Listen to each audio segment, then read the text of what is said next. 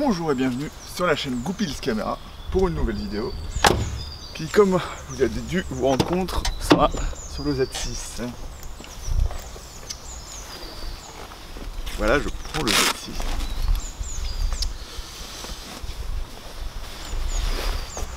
Et en plus, j'aurai mon D750 ici. Et là, j'ai mon 80D qui me filme. Donc, on est parti. Donc là, on est dans la forêt, comme vous pouvez l'entendre.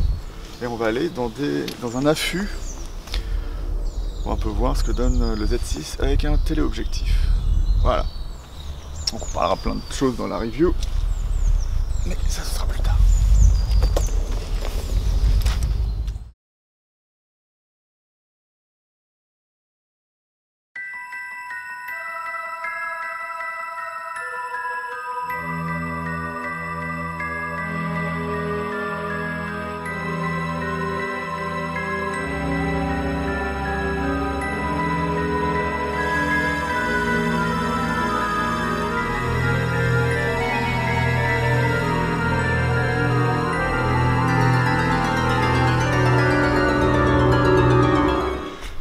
Donc du coup on se retrouve dans ce coin de nature où, je sais pas si en regardant là, non on le voit pas, mais il y a un affût derrière, donc il y a de l'eau ici. Voilà, avec des oiseaux dessus. Donc nous allons voir ce petit bijou. Ah, je dis bijou, mais là on est là pour en faire une review et donc parler à peu près concrètement du boîtier. Donc j'ai acheté ce boîtier, donc tout le monde pourra dire oui, il va avoir un avis biaisé sur l'appareil photo, mais pas vraiment au final, parce que j'ai des choses à dire là-dessus, des choses bien et des choses pas bien. Bon, c'est normal, hein, un appareil photo c'est jamais parfait. Et donc on va regarder ça tout de suite. Ce Nikon Z6 là que vous voyez avec son 300 mm f4f, donc c'est la version AFS mais la D, donc il y a encore l'aperture ring, donc la roue des ouvertures qui est dessus. Donc mettez la F32 et du coup vous avez l'automatisme. Enfin, dans le boîtier vous pouvez régler ça. Et donc je voulais voir comment ça se comportait sur ce boîtier parce que j'ai acheté pour ça. Donc au départ Nikon, évidemment ça c'est la deuxième itération on pourrait dire de leur premier boîtier, donc une version supplémentaire, hein, puisque basiquement c'est la même construction que son grand frère le Z7, à part qu'il aura un capteur plus petit. Évidemment vous savez que c'est le 24 millions de pixels Sony utilisé aussi sur la 7 III. Bon, il y aura sûrement quelques modifications dessus ou quelques apports de Nikon quant à la fabrication, bon on ne sait pas tout ça, mais c'est probable. Et notamment il y aura l'X-Speed 6 dessus qui va se retrouver aussi maintenant sur le D780. Et donc c'est ça qui va y avoir de plus ou de moins suivant les gens par rapport au Z7. Donc ce que ça va apporter, c'est du coup d'avoir des vidéos en basse lumière et des photos en basse lumière un peu meilleures. Une vidéo 4K en plein format qui sera basiquement meilleure puisque ce sera plus simple à l'appareil photo de le faire. Et quelques options sympas, donc on va rentrer là-dedans direct pour dire ce qui est là de cool. C'est qu'on va pouvoir faire n'importe quel type de bracketing. Déjà ça c'est pas mal. On va pouvoir faire du time-lapse directement dans l'appareil photo, mais du time-lapse vidéo aussi, ce qui est vraiment quelque chose d'intéressant. Donc vous pourrez faire directement des films de vos time-lapse et vous n'aurez pas directement à les mettre dans un ordi et à quand tout processe ça et que ça vous prenne du temps. Donc ça c'est vraiment une feature vraiment pas mal sur cet appareil photo. Après ce qu'on va avoir d'intéressant, c'est que ça reste dans l'âme, hein, un Nikon. J'ai mon D750 qui est accroché en dessous du pied pour pouvoir maintenir le 80D à peu près comme il faut s'il y a du vent. Mais en termes par exemple d'image, je ne sais pas si je montrerai des comparaisons, on est vraiment sur quelque chose d'assez semblable tout en étant un peu meilleur sur le Z6, je vais dire D780, parce que il y a, grâce au processeur et au fait que ce soit le nouveau capteur qui est la même base mais avec ce qu'on appelle le Backside Illuminated Sensor, on va avoir quelque chose de vraiment très intéressant. On peut faire des photos à 3000, 4000 voire 6400 ISO, sans vraiment voir la différence. On a vraiment un piqué qui est bon, qui est moins bon évidemment qu'à 100 ISO, mais le grain est vraiment différent que par exemple sur un D750 pardon. Et on verra vraiment la différence. Il y a au moins un stop de différence qui va être vraiment intéressant. Donc moi pour l'instant cette review je la ferai avec l'adaptateur. Je n'ai pas d'optique native, donc normalement l'appareil photo devrait se comporter d'une meilleure façon, donc je ferai une prochaine vidéo où je parlerai de ça. Mais donc on va juste parler peut-être des choses qui peuvent fâcher ou qui peuvent faire que les gens ne veulent pas d'un tel appareil photo, et on va dire ce qu'il y a de bien, enfin de vraiment bien et de pas bien vraiment à l'utilisation.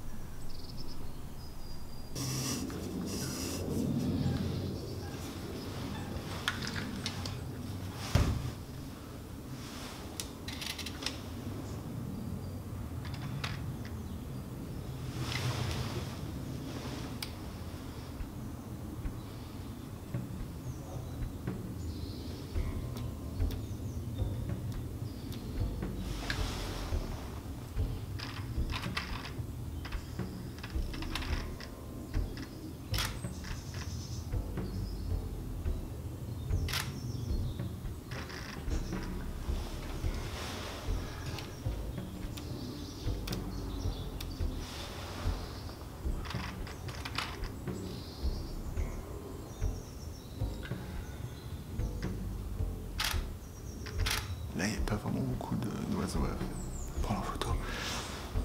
Pas très fort. Je montrerai des photos des 2 sessions que j'ai faites avec pour voir si c'est assez qualitatif et surtout si l'autofocus marche bien.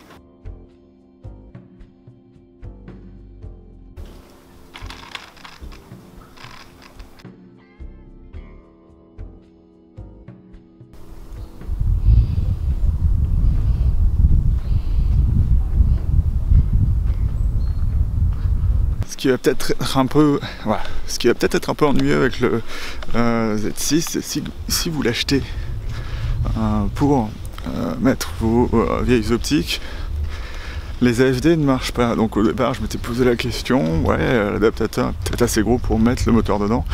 Sauf que le problème c'est que le FTZ adapteur, enfin FTZ, doit adapter 2 choses, à la fois le moteur AF, mais il y avait aussi le contrôle de l'ouverture qui était mécanique sur les premiers Nikon G, enfin avant qu'il y ait les E, qui restent minoritaires et dont on ne verra plus beaucoup, je pense, d'itérations maintenant avec les Z. Mais du coup, en fait, ils ont fait le choix de pouvoir plutôt utiliser l'ouverture sur les AFS-G, ce qui est plus logique avant tout de pouvoir utiliser son ouverture que de pouvoir faire l'autofocus avec des vieilles optiques.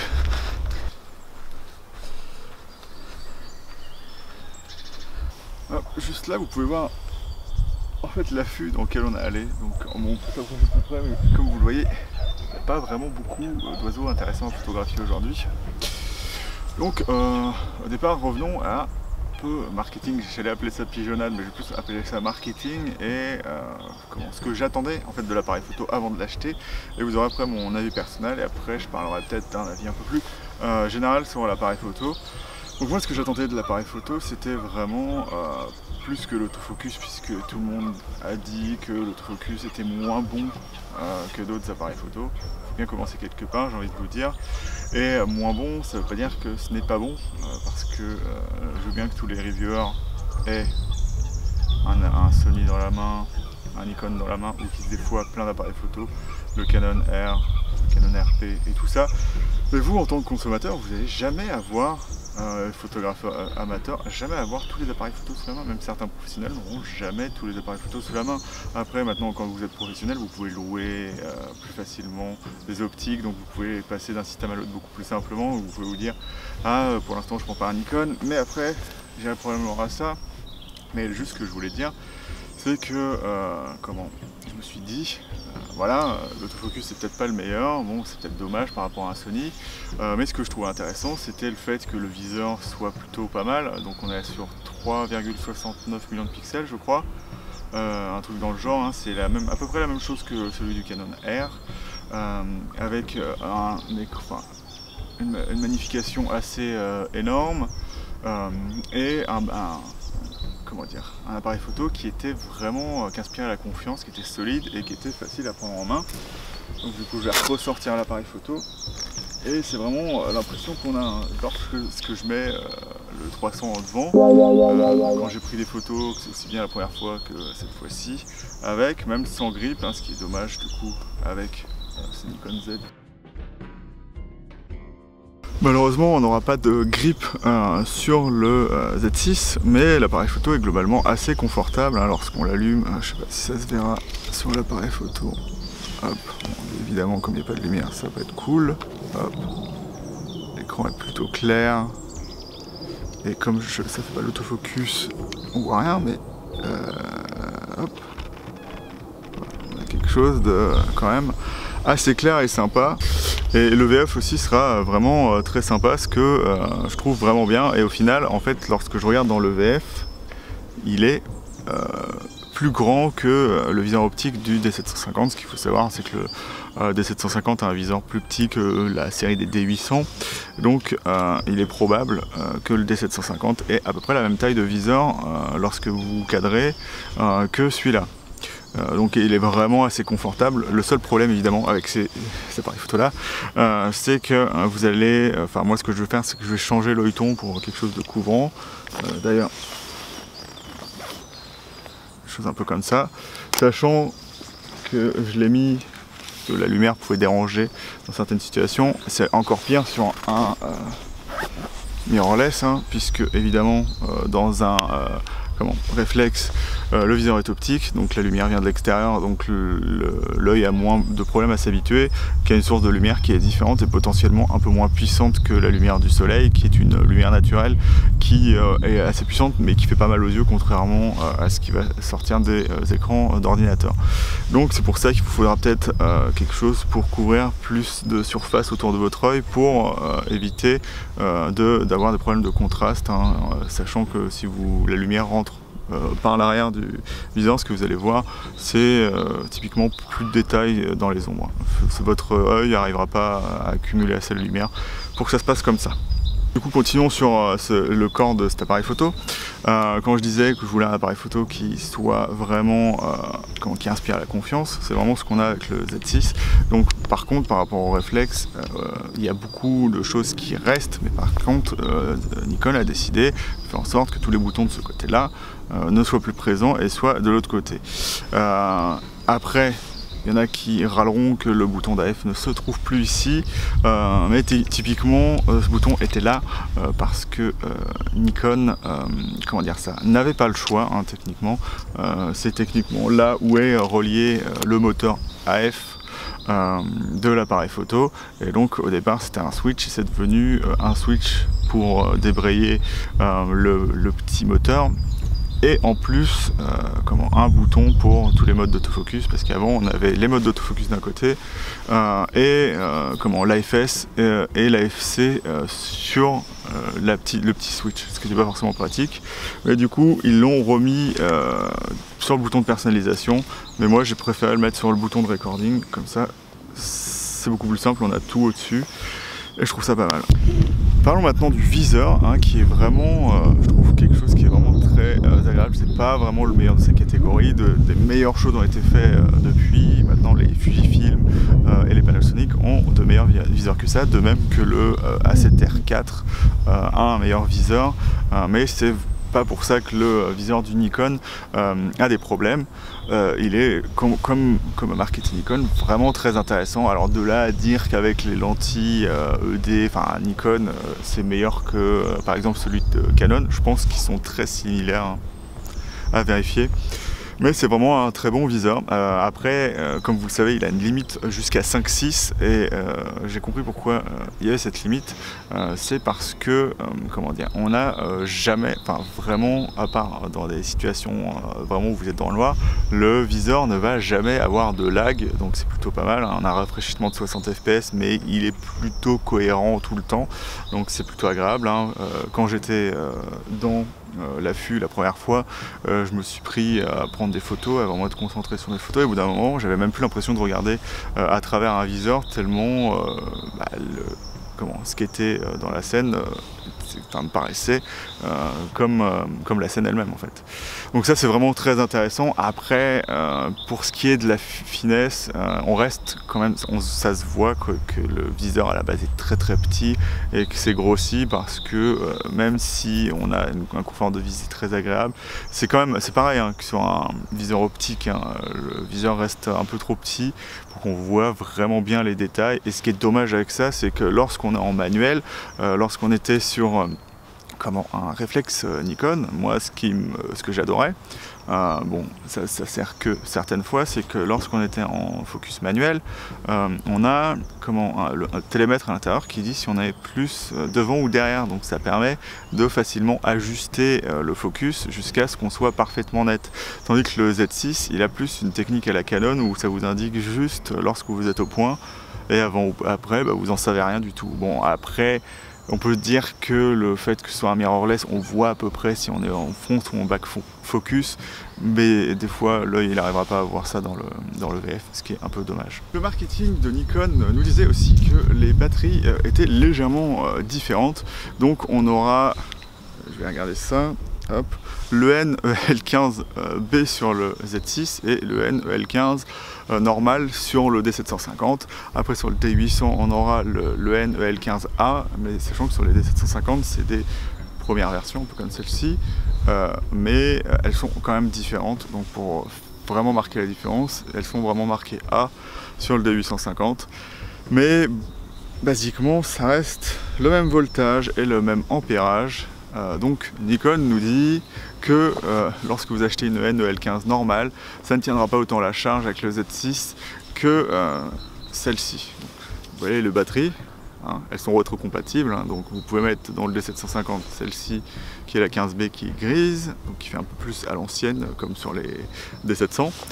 Et donc celle-là, ce sera une des premières versions, d'ailleurs celle-là, la brillante, comme ça. C'est une qui devait sortir sur le D7000, j'ai acheté ça d'occasion, elle est en parfait état. Sauf que, en réalité, les deux marchent exactement de la même façon. Alors quand je sais ça, c'est lorsque j'ai reçu mon Z6, la batterie ne marchait pas. Voilà, tout simplement. C'est pas forcément la faute de Nikon, les batteries ça peut marcher. Le magasin à qui je l'ai acheté m'en a envoyé une directement, j'ai juste renvoyé la batterie et c'était bon. J'en ai eu une nouvelle dans sa boîte, donc j'ai une boîte en plus de NEL15B. Et donc maintenant j'ai deux batteries comme ça et deux batteries pour le D750, sachant que la seule différence qu'il y aura du coup avec les NEL15B, c'est que lorsque l'appareil photo est éteint, ce qui est dommage, ça aurait été bien que ce soit allumé, et vous pouvez recharger la batterie. Donc ce qui va être intéressant avec ce système là, c'est que si vous avez des batteries externes, vous pouvez les brancher directement sur votre appareil photo. Si vous n'avez pas le temps de rentrer à l'hôtel ou de quoi que ce soit, ou voilà, vous avez des problèmes, vous pouvez quand même charger un peu votre batterie. histoire de ne pas tomber en rade tout de suite. Alors sur le Z6, évidemment ça ne va pas consommer que la même chose qu'un D750 ou qu'un D850 ou n'importe quoi d'autre, puisque c'est les mêmes batteries hein, depuis le D7000 sur toute la gamme professionnelle ou semi-professionnelle ou un peu plus bas, hein, donc la gamme des 7000, la gamme des A3 chiffres, enfin toutes les gammes d'A3 chiffres vont avoir cette batterie là. Et donc ça marche plutôt bien au final sur le Z6, hein, c'est annoncé à 310 photos. Mais personnellement, pour faire que 310 photos, il faut vraiment juste regarder le monde à travers le viseur et jamais prendre de photos. Hein. Techniquement, je pense qu'on peut facilement en prendre 300 de plus sans vraiment de problème. Je sais pas si c'est les trucs qui font du bruit derrière moi. Mais donc c'est plutôt quelque chose de positif. Hein. Après, je pourrais pas comparer avec les Sony de cette génération là, mais les Sony d'avant, c'est beaucoup mieux. Donc parlons vite fait de l'autofocus du Nikon Z6. Alors comparé au D750, je le trouve vraiment pas mauvais. Je vais juste dire une chose, c'est que je le trouve des fois un petit peu moins consistant. Je vais pas dire consistant, je vais juste dire que il est plus facile à appréhender le D750 parce qu'il va tout le temps faire la même chose. Donc quand il va faire quelque chose de pas bien, je sais que ça va être pas bien. Alors que le Z6, genre 98% du temps il va faire des trucs bien et genre il y a 2% où voilà, ça va pas forcément être très cool. Mais je le trouve vraiment très bien. Il est souvent plus efficace que celui du D750, notamment parce que comme il a la phase et la détection de contraste, par exemple, lorsque et dans une situation où il va pas faire bien la mise au point, le D750 ne fera pas du tout la mise au point, alors que ce que va faire le Z6, c'est qu'en général il va s'arrêter à une espèce d'approximation de la mise au point et vous pourrez manuellement revenir derrière et faire la mise au point et être vraiment très près de la mise au point. Ça marche vraiment genre 80-90% du temps, ça marche vraiment très bien et c'est des cas vraiment relativement comment dire, particuliers, hein, parce que moi juste pour tester le Z6 j'ai fait ce qu'on ne fait jamais avec un autofocus de phase, c'est essayer de faire la mise au point sur un mur blanc ou noir. Normalement l'autofocus de phase il est complètement aux fraises, alors qu'avec le Z6 j'étais à plus ou moins on va dire 3 cm de mise au point ou un peu plus faible hein, suivant les objectifs. Évidemment quand on a une focale longue ça se gère pas de la même façon, mais c'était plutôt bien. Alors parlons du coup des modes d'autofocus qui n'ont pas forcément plu à tout le monde. Donc on a l'AFS avec plein de modes différents, un mode très discriminant qui est le Pinpoint AF. Donc ce mode marche que en autofocus de contraste, donc il est précis hein, mais il met un peu plus longtemps à mettre au point dans certaines situations, notamment quand il fait noir, que d'autres autofocus il est que en AFS, et c'est dommage parce que moi j'aime bien avoir un point discriminant, parce que je trouve que le problème du Z6 c'est que ces collimateurs sont quand même très larges. Au final pas tant que ça, mais je les trouve quand même assez larges pour que des fois ils choisissent ce que je veux pas. Au lieu d'avoir un mode précis comme sur le 7D, c'est pour ça, ça va toujours rester ça, d'avoir toujours ces petits problèmes, par exemple avec le 80D qui va pas vouloir tout le temps faire la mise au point exactement où je veux, par exemple sur des brindilles ou quoi que ce soit. Alors ça marche sur le Z6 sauf quand c'est sombre. Et c'est ça le problème, c'est qu'il va prendre ce qui est plus facile à prendre pour lui, ce qui est normal pour un appareil photo. Et après du coup on aura donc cette zone normale et on aura après du white small, du white medium et après toute la wide large et après tous les collimateurs qui seront en une espèce de grosse zone, et l'autofocus sur les yeux et le visage ne se fait que sur le dernier mode, c'est ce qui peut être pas très intéressant pour les gens, notamment parce qu'il faut faire OK pour sélectionner, je crois qu'il marche aussi en général, mais c'est plus facile lorsque vous faites OK, vous sélectionnez, il va plus facilement prendre le visage lorsque vous prenez un visage et les yeux après. Donc sachant que moi je viens des réflexes, j'ai eu des Sony, donc j'ai eu le A7 II et le A6300 que je trouvais vraiment plutôt intéressant. L'autofocus du A7 II, voilà, mais c'est jamais ce qui m'a posé de problème. Mais du coup, en fait, le seul problème que j'avais, c'est que venant du réflexe, moi, j'avais pas ce réflexe de me dire, tiens, il faut que j'ai un bouton pour quand je veux les yeux. Comme c'est dans Sony, va utiliser l'autofocus des yeux dans tous les modes et il va falloir manuellement le désactiver. Et donc, j'avais jamais ce réflexe de pouvoir me dire, ah, il faut que je focus, mais si je veux pas les yeux de la personne, il faut que j'enlève l'autofocus sur les yeux. Donc, je trouve pas forcément ça mal. Qu'il n'y ait pas dans tous les modes l'autofocus sur les yeux. Après oui, ça peut potentiellement être un problème et je pense que ce sera réglé, si ce n'est dans un firmware, dans les prochaines versions des Nikon Z. Sinon autrement, l'autofocus marche vraiment bien, je le trouve plutôt rapide ou du moins il n'est pas assez lent pour que ça se voit, contrairement par exemple si vous prenez une optique STM sur un réflexe Canon, c'est quand même beaucoup plus rapide que ça. Le problème que vous aurez, c'est que si vous adaptez des optiques, comme je fais là, en vidéo, c'est pas possible. Léger, vous oubliez complètement. Je vais vous montrer des exemples où on n'entend que l'optique à travers le rod là, qui est là. Et c'est pas très agréable. Donc minimum les séries E ou sinon les optiques natives de chez Nikon. Donc ce qui peut être intéressant hein, si vous voulez filmer, c'est prendre l'adaptateur et de prendre le 1855 P. Et donc ça sera un moteur normalement plus silencieux, je suis pas sûr, enfin faut voir. Mais normalement il est censé être silencieux ce moteur là. Et vous pouvez faire des vidéos en crop DX en 4K et ça ira très bien sur le Z6, mais ce sera quand même dommage d'utiliser ça en photo. Donc voilà, donc du coup il va falloir maintenant que je donne mon avis général, enfin personnel. Donc, mon avis personnel sur l'appareil photo, il est vraiment plutôt bon. Comment dire, mon avis personnel sur l'appareil photo est plutôt bon.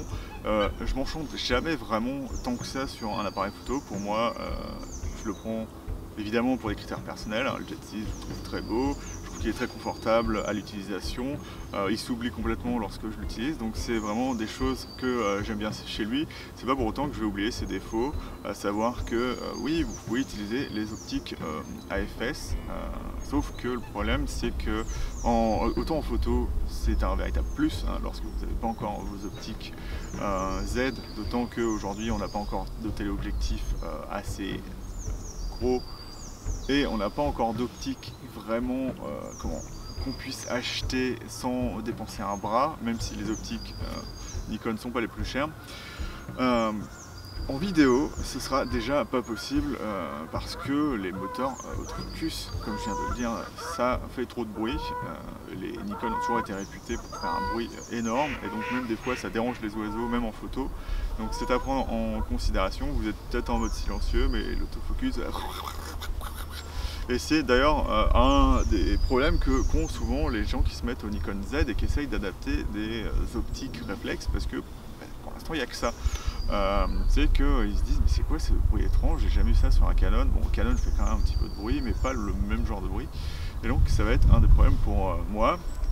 Après pour tout le reste, l'appareil photo est plutôt intéressant, l'autofocus est intéressant, je le trouve dans la plupart des situations meilleur que mon D750, donc c'est ça que je trouve cool et c'est ça que je pense que Nikon a voulu faire, hein, c'est vraiment attirer les gens qui venaient du réflexe, mais plutôt du réflexe moyenne gamme. Hein. Vous n'allez pas échanger un D850 par exemple contre un Z7 ou un Z6, à part si vous voulez vraiment la qualité vidéo. Je pense que ça s'adresse plus aux gens qui avaient un D750 ou un D610 ou même un D7000 et qui veulent augmenter en gamme pour pas trop cher, hein, sachant que le Nikon Z6 ça reste quand même celui qui a qui est le moins cher hein, au final. Moi par exemple je voulais l'A7 III, là il y a un train qui va arriver.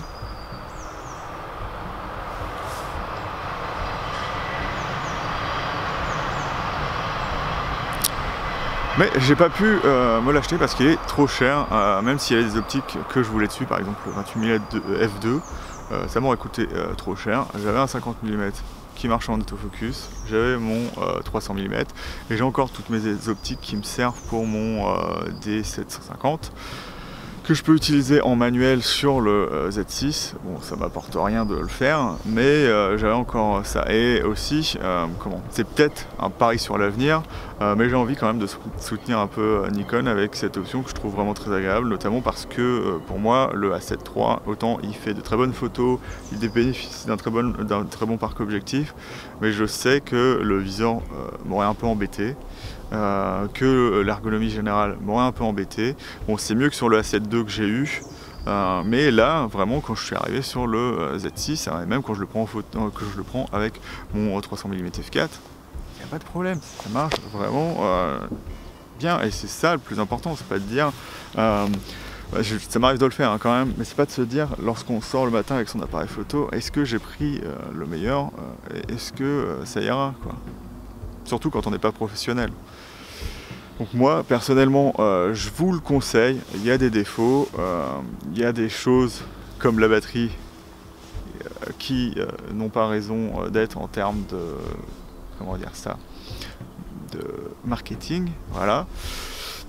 Et donc voilà, en vidéo, je montrerai certainement des exemples, mais c'est quand même beaucoup mieux, c'est vraiment beaucoup mieux que le 80D, parce que par exemple le 80D, le problème qu'il va avoir en vidéo, c'est que vous allez pas avoir le choix. Genre, il n'y a pas de mode, hein, c'est genre, vous êtes en automatique, vous allez vous faire voir, vous pouvez faire de la compensation d'exposition. Ce qui est intéressant, c'est du coup l'autofocus, mais maintenant le Z6, l'autofocus marche plutôt bien. Le problème, c'est que l'écran ne se retourne pas, et quand il vous prend pas, il ne vous prendra jamais de la vie. Mais ça, c'est un autre problème. En n'importe quel mode, la netteté, comme c'est du, comment dire ça, comme c'est du oversample par exemple en 4K, la qualité sera meilleure, d'autant que le 80D n'a jamais eu de 4K de sa vie. Donc voilà. Après il y a toujours ce bruit qui est problématique, à savoir que par exemple là, hop, c'est peut-être très lent. Mais là, vous l'entendez pas, le moteur, alors que sur le Z6 avec le 50 mm, ouïouïouï. Voilà, j'ai que ça à dire, ouïouïouï. En plus, pour l'instant, je peux pas faire de vlog, donc je peux pas être comme ça devant vous avec le Z6. Je pourrais le faire sur pied, mais comme c'est du 50 mm, alors que ça c'est équivalent 40 mm, je peux vraiment pas me mettre en face de l'appareil photo. C'est pas possible. Donc voilà. Sur ce, il est temps de finir la vidéo. J'ai certes pas tout expliqué sur le Z6, mais je reviendrai dessus dans une deuxième partie qui fera aussi office de mini review, où je reviendrai sur à peu près tous les points du Z6 en étant beaucoup plus concis, donc avec une vidéo beaucoup plus courte. Donc au choix, si vous voulez voir un peu les Z6 dans un environnement un peu plus naturel, ou juste mon avis sur le Z6, et ce sera plus mon avis vraiment sur la deuxième partie, avec tout ce que vous pourrez savoir sur le Z6. A bientôt dans Goupils Caméra.